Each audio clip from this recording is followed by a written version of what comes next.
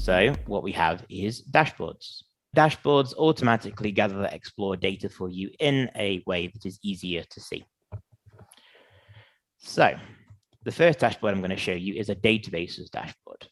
And this is purely using FusionReactor data. So here, if you've ever seen the on-prem dashboard that we have under the JDBC menu, this is a similar view. And essentially, we can break it down per database right now, but we could add filters for the instances or anything like this. But it's looking at all of my calls to, in this case, my one database. If you had multiple, then it would be multiple databases. And it's looking at the way we use our database. Is it select? Is it update? Is it insert? How many queries? How many errors? Things like this. And the benefit of doing this over on-premise is the fact that we are combining all of your FusionReactor instances into a single view, as opposed to going from this one instance, checking the metrics, going to the next one and repeating. It's all here in one view for you. And if you wanted one instance, we could do that with a filter. We could also do a very similar thing with request performance. So here we can see our request performance. And this is looking at the throughput per page. We can do it by a transaction, or we could do it via an application. But we can see our throughputs, we can see our request durations, we can see our top requests, we can see our count of errors, things like this. So it gives you a very quick sense of, is my application okay? How is it performing at a glance? Now, outside of that, we can, of course, do dashboards for non-FusionReactor data. And here we have a system metrics dashboard. So this dashboard here is taking system metrics, in this case for my inventory processor, but I could do the same for my CF store or my, for example, my shipping processor. All of the data in this case will look somewhat similar because we're hosting it on one machine. So the system will, roughly speaking, perform the same for everything. But when you have multiple nodes, then you would see more of a filtered value. We also have, of course, time pickers. So I want maybe the last 30 minutes, not the last 24 hours. But here we have metrics for our machine itself, CPU, memory, things like this. I can drill deep into metrics, or so for network or for disk usage, for hardware, for anything like that. And this is using OpenTelemetry and node data. So it's not actually using any FusionReactor data at all. This is all custom data we're piping in. Another thing we could use is our MySQL metrics. Let's just discard that change there and go into our dashboard. And here we can see this isn't what my application is doing with the database. It's what the database itself is doing. It's monitoring the MySQL process. So our uptime, connections, anything like this. So if we had, like Nick mentioned earlier, your application was struggling to use the database because it had max connections, you would see that in this dashboard.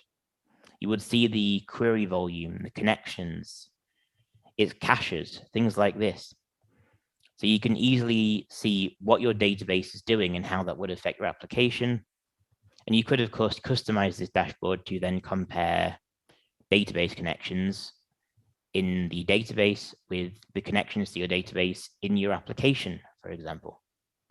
Now, the final dashboard I'm going to show is for the log content. And this is a slightly different dashboard. So for this one here, it's actually using not just graphs, but it's also dumping out raw log content. So I can see here, I've got a graph about error rates in my logs, and I have a graph for overall log rates. And I can see here, my CF stores are certainly the busiest loggers. And if I do have a particular point that interests me, I can hover over the area, which will change the time frame.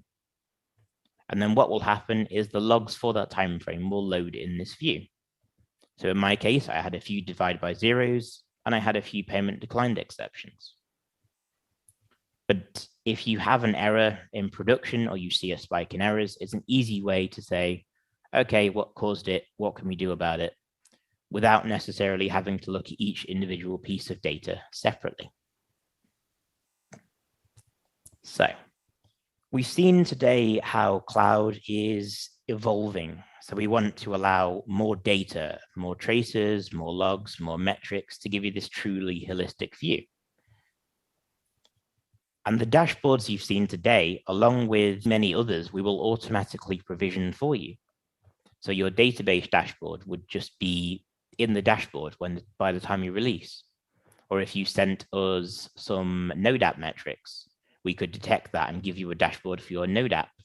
Same with Python or PHP or database, whatever it would be. We can automatically give you these dashboards without you having to actively create them.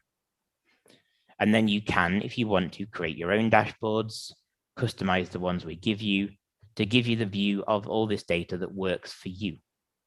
So in terms of what's coming next, we have 5 kind of key steps to the journey of this. And the first is to improve alerting. So anyone familiar with cloud, you'll have seen the current cloud alerting. You can alert basically on any FusionReactor metric and send it to Slack, email, PagerDuty, PaperTrail, VictorOps, anything like that. So it's given you some power, but it's a bit clunky. It's not the easiest to configure. And obviously it's limited to FusionReactor metrics. So we're going to improve that and allow you to alert on any metric. Now, the next 2 points are somewhat related. We're going to improve the dashboard UI. So in cloud right now, you'll be used to the metrics view, which we know is far from ideal.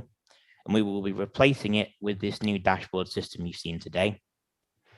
So it will be provisioned and powerful by default. It'll be fully customizable. And effectively, you can manage the dashboard so that you have everything you need in one place to help you get to the root cause of issues.